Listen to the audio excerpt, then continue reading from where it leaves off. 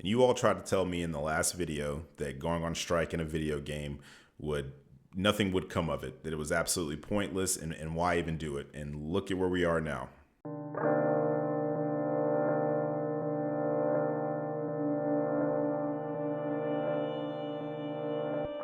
YouTube, what's going on? It's Father Dark, and we have had a very interesting week for Marvel Rivals, haven't we? In the community, the tension and the turmoil has been slowly building up between support players and DPS, and now it's just come to a full climax here. So for the people that are new to this channel, let me just go ahead and preface and say that here on this channel, there are no favorites. There are no sides. There's no nothing. I simply look at a situation and I try to give an unbiased, objective opinion on what's going on and just talk to you like you're real people. I believe that the majority of people that view my content are very intelligent people, and you're not here because you want me to be this overly fake YouTuber.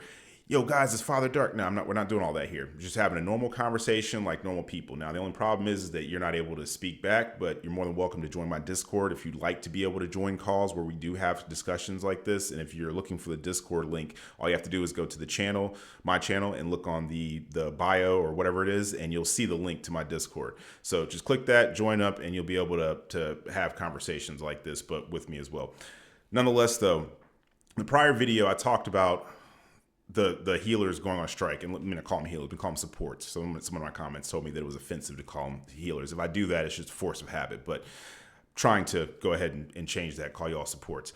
Nonetheless, though, in that video, we talked about what was going on with the supports and why they were going on strike. Now, like I said, I read a lot of the comments. I try to read as many comments as humanly possible. I can only respond to so many. It's just me. I don't have a team of people that help me run this channel. It's just me, and I'm a very busy individual. So, but I still really appreciate everyone that comments and watches the videos and stuff like that. And I try to respond to as many comments as I can. And even the ones that I can't respond to, I try to take them into consideration, because I do, even if I disagree with you, I still can respect your opinion, because we all have different things that we go through. We all only know the things that we know. If you only play DPS, you only play support, those are the only things that you know. Whereas with me, I'm a little bit more of a flex player. So I've played all the roles. I have lords for all the different characters, not all of them, but obviously in different classes and categories and stuff like that. So, but just want to go ahead and say that in the last video, there were a lot of people that thought, one, that I was basically like defending Necros, or that I like Necros and like actively watch his content or something like that. Just want to say, anything I know about Necros has been against my will. And that's not saying anything about him personally, because I don't feel any way personally about him in any way, shape, or form. It's just simply that being part of, like, on Twitter and on YouTube and stuff like that, watching videos and being part of community like the Marvel Rivals community in Twitter and you know, the comments and stuff like that, he gets brought up a lot. You know, his history with Overwatch and all that kind of stuff. There are people that respect him for being what they consider to be a good player, maybe not a pro or anything, but they think that he's a good enough player, and that's why he has the fan base that he has, and he has the following that he has. Now, Necros, I went in initially, I didn't know exactly what he had said. I only had like a gist of it or an idea. But then after I made the video, I actually went back and I was able to find the video that I think a lot of people are referencing in regards to him talking about supports and why he disliked them so much, or whatever the case was. Now, you have two sides to this. You have people that say, I've seen both in the comments. People will say, well, they took what he said out of context, or he was rage baiting them, which could be true. I don't know. I'm not inside of this guy's head, so I don't know. I don't know him personally, never spoke to him. And also just want to say as well, I'm bringing up Necros, but I don't have a problem with him whatsoever. I don't promote any type of beef, tension, or turmoil in regards to other content creators or just people in general. I'm just simply here. You think of me as someone who's just reporting the news back to you and then giving their opinion on it.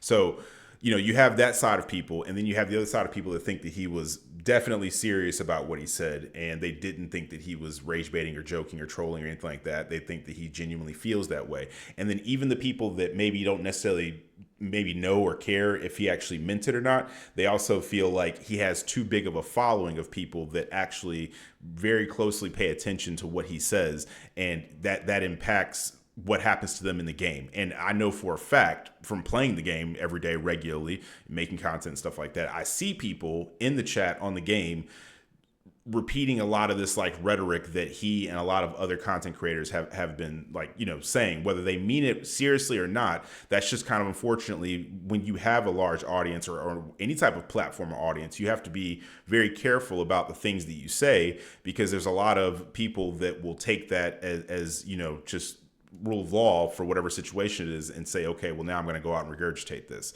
And that impacts other people. And that's why we are where we are right now, so nonetheless, though, he had said that a lot of people thought that I was taking up for him, or that I, respected him. When I said I respected him, I just meant respected him as a player. It has nothing to do with himself personally. I don't know him, so I can't respect someone that I know. I don't not respect him, but also I can't have any respect for him. If you kind of get what I'm saying there. If not, I really don't know what to tell you about that. So that was one thing. Another thing I wanted to clarify on as well from the previous video was the fact that a lot of people thought that, well, they're basically saying that, well, I haven't seen people not healing in matches and stuff. And they also were saying, kind of, to bunch up both of these points, that they didn't think that Necros was the only reason why this was happening. And I also want to clarify on that too, because sometimes it's hard to, explain every single thing that I'm thinking in a video for you all. So it's nice sometimes to come back in the other video and kind of specify these things for you all. So first of all, if anybody's ever heard the expression, the straw that broke the camel's back, that's basically what Necros was. If any of you ever seen the movie 2012 before, the post-apocalyptic movie, the end of the world type of deal, there was like a monk or something, and he had said something to another guy one time, and he was basically showing him a cup, and he was like, well, if I take this cup, or this whatever, and I pour a couple drops of water into it over and over and over again, it's not a big deal at first, but if I keep doing that, eventually it will overflow. And that's kind of like the Marvel Rivals community in a nutshell in regards to the whole support situation. Supports have been dealing with since the game came out. People just, and I know a lot of people say, oh, well, this happened in Overwatch. What you have to understand is that a lot of people, this is their first time playing a hero shooter. And you don't want to sit here and, get on to people who are joining your game, because so many people talk about, well, this is why Overwatch died. So we can kind of agree that Overwatch has collectively died. It's not as popular as it was when it came out. Marvel Rivals has definitely taken over like that spotlight overall. And some people may disagree, but numbers don't really lie at the end of the day. So you don't want to sit here and discourage people from playing your game, because if you enjoy playing the game and people stop playing the game because people are being extremely toxic to them in it, then the game will eventually die as well. And there's a lot of different reasons and factors why it could potentially die, but that's just one of them. But back to what I was saying, though, healers and supports, or supports, they have to deal with so much. There's so much stuff that you have to do and try to worry about in the match. And then at the end of the match, when people are upset, and when people get upset, they look for someone to blame. It's just a natural thing that happens. Whenever something goes wrong, people, like your brains are just for some reason hardwired to try to find someone to blame. And who do they blame? People never blame themselves. I can't say never, because I'm one of those people where I will say, well, what could I have done better? I will go back, I'll watch VODs, and I'll do that. But those people are very rare. The majority of people will look outward and will blame other people. We've all experienced that in life at some point in time, where you did everything you possibly could and another person did as well. But then when it came time, to kick the bucket, they said, hey, look, I'm going to look over at this guy or whoever it is, and I'm going to blame them. And that's kind of who supports are. They're like the scapegoat for everything. They say, oh, well, there was no heals. How many matches have I seen where somebody got 30, 40K of healing and had plenty of eliminations, even more than DPS? And at the end of the match, people were in the chat saying, oh, GG, no heals. And then when the numbers show, everybody wants to back out real quick and leave and not say, oh, I'm sorry, I didn't realize that you actually were healing. I just wasn't performing to the best of my abilities as a DPS or tank or whatever the case may be. So that's just kind of like where they are. Necros wasn't like Necros said what he said, and then people were just like, I've never heard anything like this before. Now I'm just going to go on a strike. No, it was just the straw that broke the camel's back. It was that final drop of water that made the cup overflow after many of drops, which is the day-to-day just, harassment that they get in game, because it's just easier to do that than say, well, maybe I wasn't performing as good, or maybe I got diffed playing Spider-Man or Bucky or whatever the case may be. So there's that. And the reason why I can sit back and give this opinion and say this is because I've played all the roles. I started out as a healer. I was not very good at the game when it came out. I'm not a hero shooter guy. This channel was originally a Call of Duty channel. I'm used to FPS and other types of games like that. I have never been into hero shooters. This is my first time getting into a game like this. So I've had to start from the bottom pretty much and learn. all the different mechanics and how the things work and how to really play as a team, because most of the games that I've played before, I could lone wolf them. I didn't have to play as a team. And I can admit that. That's okay. There's nothing wrong with admitting that you're not the best at something, or that you had to learn something, or that you're wrong. Like there's nothing wrong with that whatsoever. Just a little fun fact, people tend to like people that have no issue admitting that they're wrong or that they're not the best at something. It's okay. And the thing is that you may not be the best at something now, or you might be wrong in this moment, but eventually you can be right and you can be the best. But you have to be honest with yourself. That's the first part of it, is accepting your own faults and then moving past them. And that's okay, right? So that's where we are with that. And now that we got that out of the way, I can talk about the thing I really want to talk about in the video. So a lot of people in the comments to the prior video, there was only two types of comments, really. There were people who, well, let's say it's like four, really, but whatever. So there's people who thought, well, I didn't know there was a strike going on. There were people in my matches and they were healing. And to that, I will say that those people were probably people that don't usually heal. So if you notice that the heals were kind of worse than they normally are, it's probably because there was a DPS who was forced to heal, simply because most of the healers had been, going to play other roles, DPS or tank or whatever, myself included. So, and it wasn't because, for me personally, it wasn't because of the strike. I've just been doing that simply because of my lobbies. For some reason, I've only been getting lobbies where people want to go as one tank and the rest DPS and healers. So I had to kind of fill the tank role, and I've actually been growing to enjoy playing Thor. So there's that. And the other group of people, they were basically like, oh, well, I don't understand why people would even do this. It's silly. They're chronically online, whatever. And then the rest of the comments were healers that were either saying the same thing. I didn't know there was a strike, but I've stopped playing a healer because of the point system now with rank. And then you had other healers that were basically like, okay, well, I'm tired of all the nonsense. I'm tired of getting blamed for everything. So you guys figure it out, pretty much. And you guys are more welcome to go to that video and scroll through the comments to see that I'm not making this up. This is what people are saying straight from the horse's mouth, right? So there's that. But, I just want to sit back and kind of clarify something with people because I think a lot of people don't understand how a strike works. And I don't mean that as an insult. I just simply mean that from the comments that I get, I think a lot of people think that when there's a strike, that everyone in the world that collectively does something just stops doing it. That's not how a strike works. And I'll just give you an example. Let's say that there's a strike for Walmart. Well, people just say, hey, I don't feel like going to Walmart because I don't like the way Walmart looked at me or whatever, right? And I'm not saying this is a real thing, Walmart. Please don't send lawyers after me. I'm just using you as an analogy here.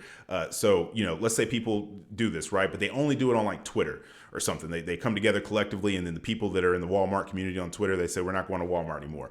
That only makes up, like, let's say it's like, 25% of people that go to Walmart every day. The rest of the 75% of people that go to Walmart are completely oblivious to this. And we're using this analogy to correlate it to Marvel Rivals, right?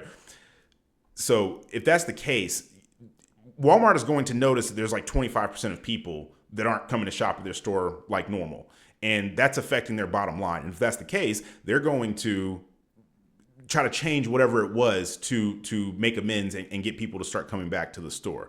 I know a lot of people might sit back and say, well, it's only 25%. Who cares about them? No, they care because they have a set amount of money that they're supposed to make and that their business runs off of so that they can be happy and the CEOs can buy yachts and they can pay their employees and whatever else.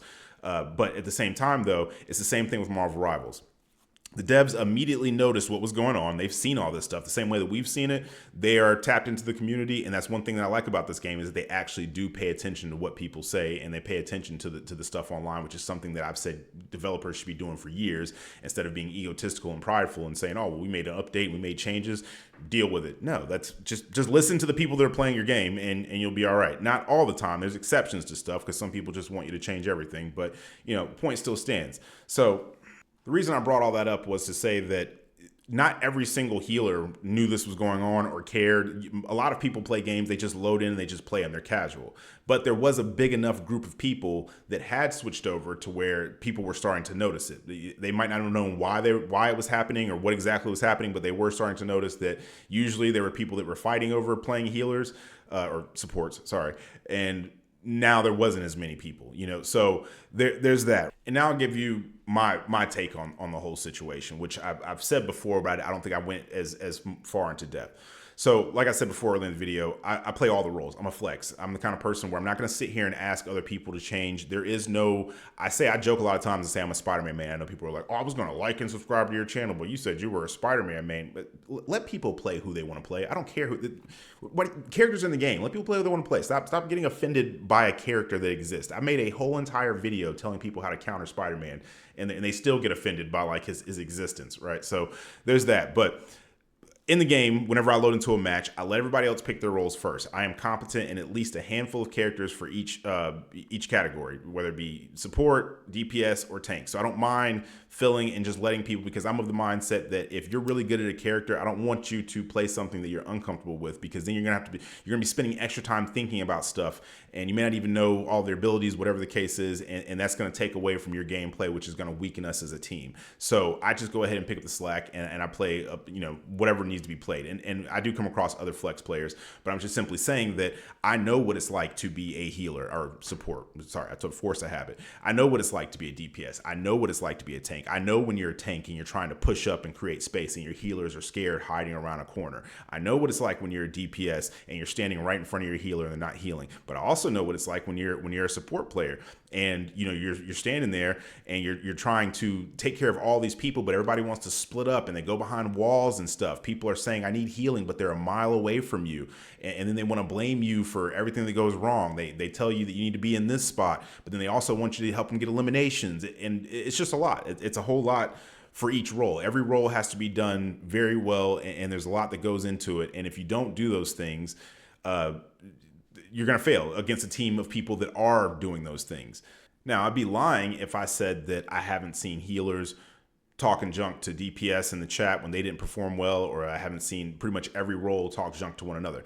But I would also be lying if I didn't say that if I had a penny for every time that I saw GG no heals, I would be able to buy another home. So clearly what healers have to put up with on a regular daily basis, or supports, versus everyone else, it's just a lot. And like I said, I'd be lying if I said anything different. And I saw a lot of people in the comments that said, oh, well, supports are crybabies or whatever. Okay, well, supports went on strike and they got what they wanted. And I think this is like a bigger message too, because I'm not gonna lie, there's been times in the past where, whether it was skill-based matchmaking, EOMM, prices of skins in games and different things like that, and people have said numerous times to me in the comments, they've said, oh, well, we should go on strike, we should stop playing for a while, and then we get the message, etc. And I always said, well, there's not enough of us that are actually tuned into stuff like this or care about it or pay it any attention, whether I agree with what the person was saying or not, to actually make an impact to where developers and the companies would change anything.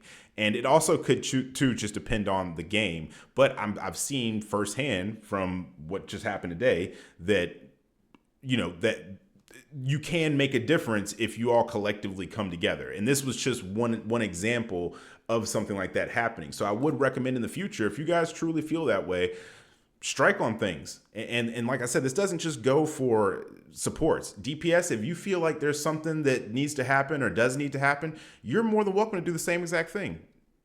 Tanks, if you feel a particular way about something, maybe they're disregarding you and not paying any attention, whatever the case is, go on strike, because clearly it works. So let's just talk about striking for a second. I just want to bring up something too, just a little piece of information. The first strike actually happened in ancient Egypt around 1157 BCE. So that's just, people have been striking for a long time about a lot of different things. Some things way more serious than a video game, I'm aware. But at the same time, though, it is something that is effective, and there's a reason why people have been doing it for hundreds upon hundreds of years. So let's just go ahead and read really, really quick. I want to read something, and this is just from the Dev Talk Volume 13, basically like their, not patch notes, but it's just kind of like a, to let you know this is what we're going to be changing. We're worried about it. We're thinking about it. So it says, number one, season changes and mid-season balance adjustments. In previous seasons, the focus was on key abilities and energy management for multiple or ultimate abilities, resulting in a more stable combat pace. However, Season 2.0 shifts the spotlight to coordinated attacks and focused targets, along with the necessary collective protective strategies and counterattacks, which had led to a more intense combat rhythm. In this fierce environment, Strategists face increased pressure, needing to monitor teammates' health closely while carefully using their key abilities and being mindful of their positioning on the map. Meanwhile, vanguards and duelists must not only attack effectively, but also provide better protection for their strategists to achieve victory. Okay, so and then it also went on to say that they were going to be buffing and nerfing some things, specifically, I believe buffing Captain America. I'm sorry, not Captain America, but Doctor Strange, and then they're going to be nerfing Captain America and Spider-Man. I just want to say, y'all better leave my Spider-Man alone, okay? I'm joking, whatever. Y'all do whatever to Spider-Man. I can play a bunch of different characters. You nerf them, whatever, buff them later, I don't care. But the point I wanted to make is that even the devs are telling you all that strategists, their job is not easy. I saw a comment and it really made me think about it for a minute. And I'm going to wrap this video up soon. We're coming up on the 20-minute mark, but I want to talk about something. I saw a comment in my comment section, and it really made me think for a second. A lot of comments, I just kind of scroll through them because, it's just, there's only so many things that can be said about stuff without kind of like seeming like they're repetitive. And it's not necessarily a bad thing. It's just that there's sometimes there's certain comments that really just kind of make me go, and think about that for a second. And this comment was one in particular. This guy basically said, if this was your rank up match, right? And you had to get your grandmother to play with you for some reason. She was the only person in the world that could fill a role and play for you. Which role would you want her to play? Would you rather her be a support player, a DPS, or a tank? And he said, obviously, it would be a support player. And I thought about that for a second. I was like, yeah, well, probably, it'd probably be a lot harder for her to play any other role besides a support player versus like DPS and tank. And then it also made me think about something too, right?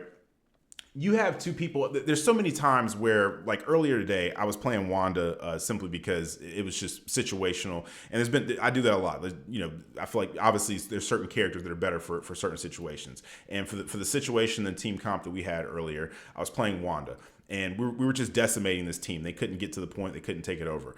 And we had ran through our point with no problem whatsoever. So I was playing Wanda. This other guy on the team, I already know. He thinks, I'm just going to switch over to Wanda 2. I'm going to diff this guy because I'm probably better than him. So if I use the same character, I'm just going to decimate him. So he switches over to Wanda, and this guy just could not eliminate me because every time that I eliminated him and he was about to come back, I would be in a different place than I was before because I knew he was coming specifically for me. No Diddy, whatever. But still, though, it made me think about how you can have two people that are using the same character and one is always going to be better than the other one. It's not like just because there's a certain character that you're going to be able to just see each other and then immediately impose the same amount of damage with the same exact character and just delete each other at the same exact time. It came down to who saw who first because he wasn't that bad, but still though, I'm an old enough gamer to where I've built up enough strategy over time to where I'm not going to let you just, diff me like that on the same character. It's just not going to happen.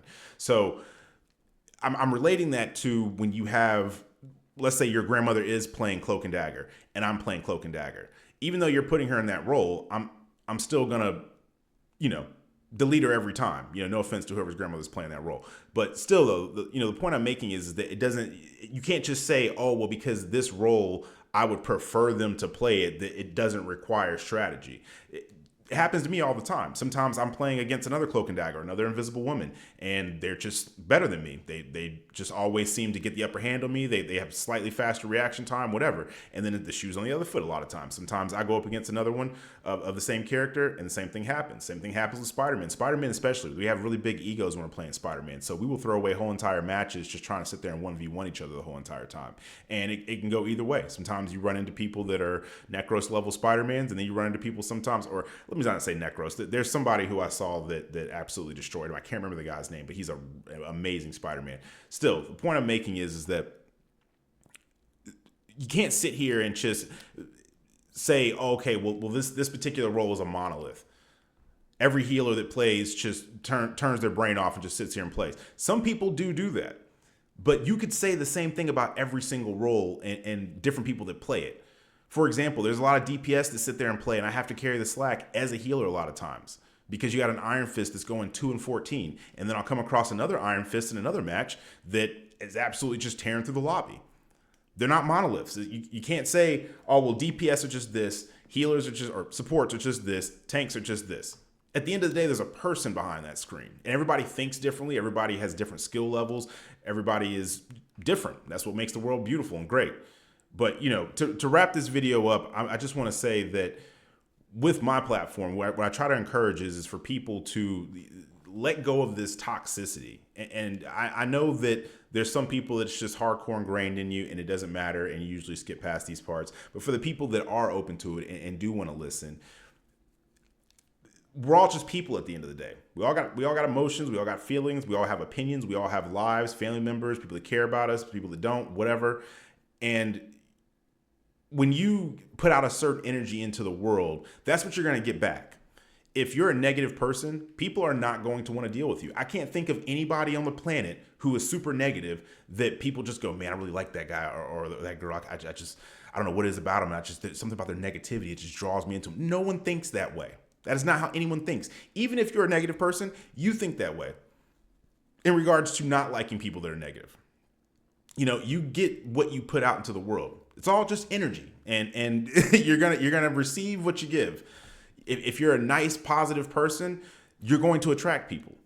People are going to want to do things. The same thing with when you're talking to your teammates in chat. If you sit here and put them on blast and call them names and all this kind of stuff, you know what's going to happen? They're going to shut down. They're either going to shut down or they're going to spend the whole match trying to talk back to you negatively. And what has happened? Do you think that's happening amongst the enemy team? And if it is happening on the enemy team, then you probably got an easy win. I'm pretty sure all of you have been through that before, where the enemy team is sitting there, just going off on each other, and you're thinking to yourself, "Oh man, this is a W right here because me and my team are just working together. Everything's running smoothly." That's just how things work. And this whole one role is better than the other one, it's BS. They're all roles. If you don't have healers healing you, how far do you think you're realistically going to get into a match? You're not. Healers, if you don't have DPS doing DPS stuff, what do you think the match is going to look like? And tanks, like I said, I'm leaving you out of this because I just feel like tanks are pretty chill. I don't really ever have issues with tanks. Like, I don't know what that's about, but just a very chill type of people. I'm not saying that there's not chill people in every role. It just seems like predominantly tanks don't really get into a lot of drama. I could be wrong, but I don't see it. So, there's that. But those are my opinions and my thoughts on it. And, once again, you guys are more than welcome to let me know in the comments how you feel. Respectfully, if not, you just get muted. I don't know what to tell you. You'll be speaking into the void. It just is what it is. I don't have time for that or the energy for just the negativity. I can't do it. So, but there's that. But like I said, we don't have to agree. We can agree to disagree. We can sit back and we can talk. And, there's still my Discord. So you can join that. And you're a lot more likely to be able to actually, like I said, join calls. We do the whatever it's called, where you can have the whole entire group in there.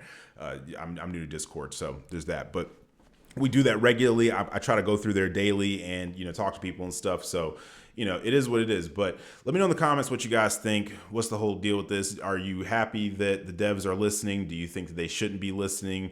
Are you happy that it seems like there's going to be some supports that are going to be getting some buffs? Are you excited about the Captain America nerf and the Spider-Man nerf? Do you think that they're doing too much?